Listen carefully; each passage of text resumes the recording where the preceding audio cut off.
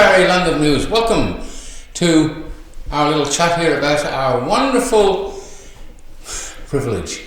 We're in the lockdown state here in Melbourne, and Daniel Andrews, which I think the world knows him for being the capital of lockdown, well, he's up for election on the 26th of November this year, 22, and he is convinced he's going to walk in, and he probably will.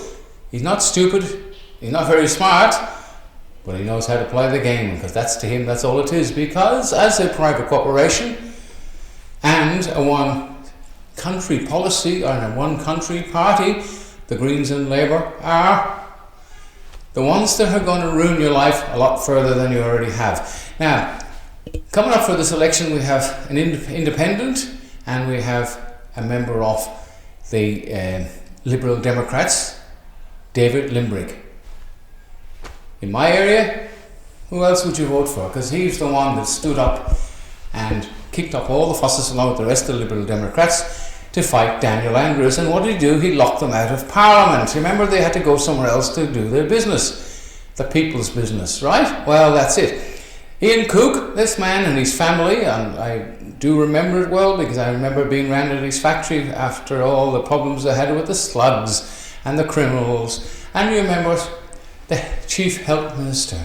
What people have to remember that Daniel Andrews was indicted by the Common Law Court here in Victoria, and Brett Sutton, the pretend professor, an ad hoc that just made him a professor, and he was the Chief Health Minister. He put forward a document which said, you know, they started off his name, the Chief Health, three adjectives in a row, adjectives and then pronouns. The whole thing wasn't worth the paper it was written. In fact, it could be seen in reasonable grounds it was written by a 5-year-old child when it comes to proper grammar.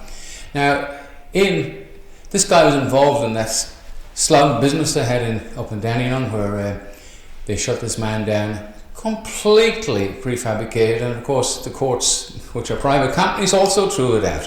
Well, that's another story. But anyway, Ian Cook is going up as an independent, a real dinky-die independent in Mulgrave, and I'd like everybody to go out and help him and knock doors, and he's got lots of offers, I can assure you. We've got to help this man get in. It's an uphill battle because we don't have elections anymore. They're automatically fixed. Now, that's a big statement to make, but under the Constitution, which the Labour Party, aided and abetted by the wonderful Liberal Party, backed it up, they removed one-day voting, and they made it 6 days. And postal voting, under the Constitution, you have to have a lawful excuse to have postal voting, but they send the envelopes out. Do you know what? It's a great idea. As Starling said, it's not he who casts the vote, but he who counts them that matters. So this November, if this Gillard gets back in again, we are well and truly on the process, the path of irreversible destruction. And it's up to you. And of course, 80% of the people out there are still walking around like little doggies with muzzles on, and they don't care because she's all right, Jack, till the chips hit. Now, there's people living in caravans, there's people living in tents, there's people living in their cars because the banks want their money back. And they never lend you anything in the first place, but they want back what they said they lent you, and you're going to be out in the street.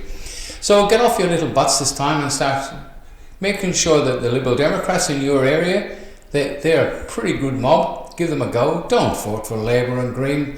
The Liberals, they've been told to stand down because the powers to be, and I've got to be very careful what I say, they just want one world government, guys, and they're getting it, and it's on its way. New South Wales, your driving licence is on your phone, your banking is be on your phone, and all you're going to do is switch that circuit off, and you're out of business, baby. You won't be able to smell money, you won't be able to spend your money. Look what happened in Canada. They're about a year ahead of us, I'd say, in destruction, where the truckers, remember all those, well, they shut their money down. They couldn't buy petrol or diesel, and anybody who baked a cake for them couldn't buy flour. So that's going to happen here. So in Mulgrave, make sure you get out. Voting is compulsory, which is great, because if it wasn't, well, we'd have a very strange corporation running the place instead of the corporation we got running it now. So in November, on the 26th, vote for the Liberal Democrats, whatever area you're in. I'm not really involved, I don't support any of them. I do the Liberal Democrats because David Limbrick done a lot of hard work for us during the lockdowns. Ian Cook has paid an enormous price for the privilege to be up there and represent people. Help him out and vote for him. Anyway, this is London News. And don't forget, guys, there's only one way back if you want to fight, and that's lawfully, and that's through common law.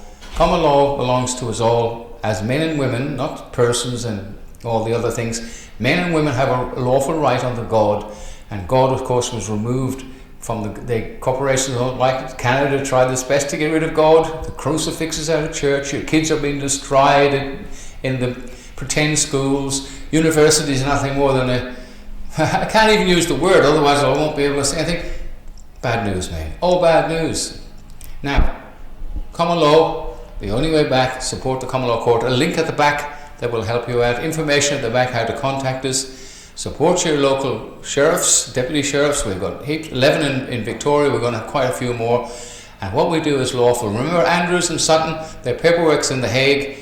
And of course we have a war on now, and of course that's slowed everything down.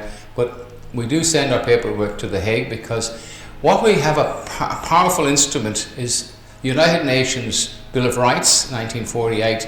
And that's about the only document you will find where men and women have rights.